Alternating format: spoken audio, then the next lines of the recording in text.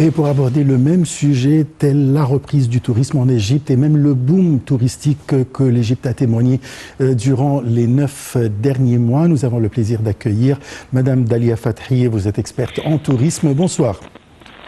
Bonsoir monsieur, comment allez-vous? Très bien, et vous?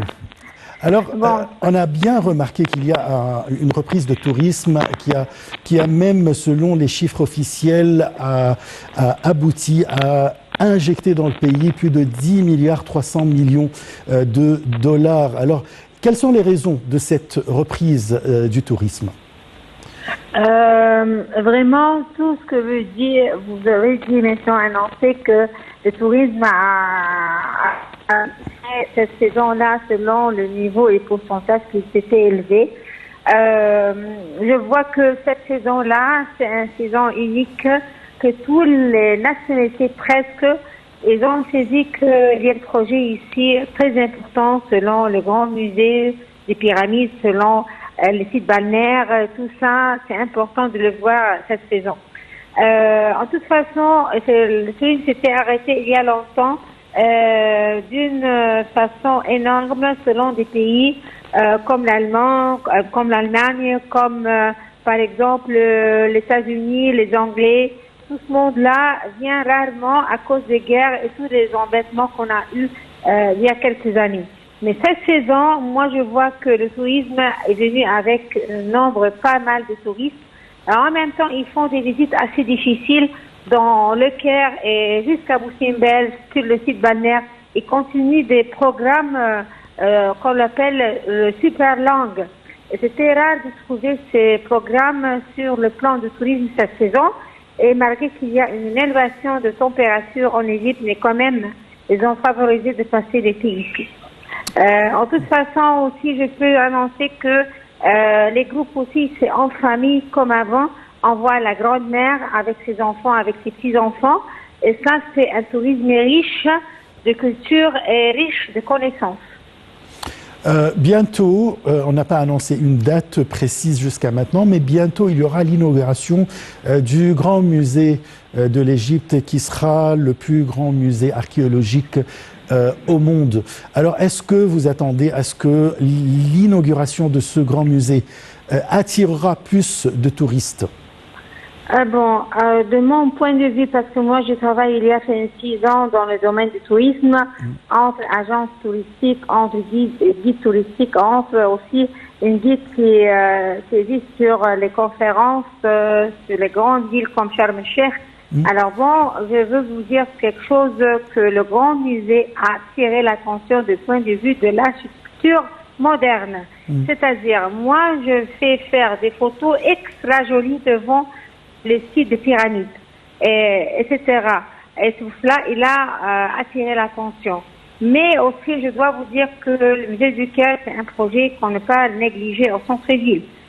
C'est vrai que le grand musée va occuper toutes les choses de Toutankhamon, et c'est un roi très célèbre dans l'histoire. Mais je dois vous dire aussi, il y a une catégorie qui aime faire seulement que le grand musée avec des petites choses. Mais ça reste les pays francophones comme la France, comme les Suisses, les Belges, tout ce monde-là, aiment faire en détail le musée du Caire. Alors, on a des différents touristes sur différents sites et ça, c'est riche. Moi, je vois que de faire beaucoup de musées de tous les goûts, soit les pays des États-Unis, ils vont faire l'histoire moderne avec Toutankhamon, soit les Français qui aiment le berceau de la civilisation, ils vont commencer petit à petit l'histoire dans le musée du Caire. Alors, comme ça, l'Égypte a fait attirer toutes les attentions de tous les touristes, à mon avis. Durant l'arrêt du tourisme, à cause surtout de la pandémie du coronavirus, l'Égypte a entrepris beaucoup de travaux pour améliorer les sites touristiques. Vraiment. Voilà. Parlez-nous de ces rénovations, de cette... Alors, pour savoir, les sources de tourisme, c'est beaucoup. On a beaucoup de projets qu'ils ont fait pendant ces saisons d'arrêt de tourisme, comme dans tous les villes du Caire, dans tous les, par exemple, les provinces lointaines du Caire, ils ont fait des musées d'archéologie pour attirer l'attention des touristes. Selon aussi les sites balnéaires, ils ont fait la même chose. Selon aussi le tourisme du désert, maintenant, le site de Alamein, Dahab, Nouéba, jusqu'on arrive à Sharm el-Sheikh et Hurghada, c'est sûr, c'est certain. Mais ces sites-là attirent l'attention selon le nombre de touristes qui veulent faire un tourisme de santé ou bien de se sauver d'une, par exemple, rhumatisme, des choses comme ça. Alors cela, il a attiré l'attention selon les projets qui étaient un peu loin du Caire, loin de Covid, loin de la pandémie, loin de tout le monde. Alors comme ça, il a attiré un goût des touristes qui veulent faire se sauver de quelques années là d'une maladie grave. En même temps, on va voir aussi des projets qui ont attiré l'attention, comme vous avez ici annoncé tout à l'heure, le grand musée des pyramides. Ça, c'est un projet. Moi, je dis c'est la 4e pyramide qu'on va avoir dans 2023.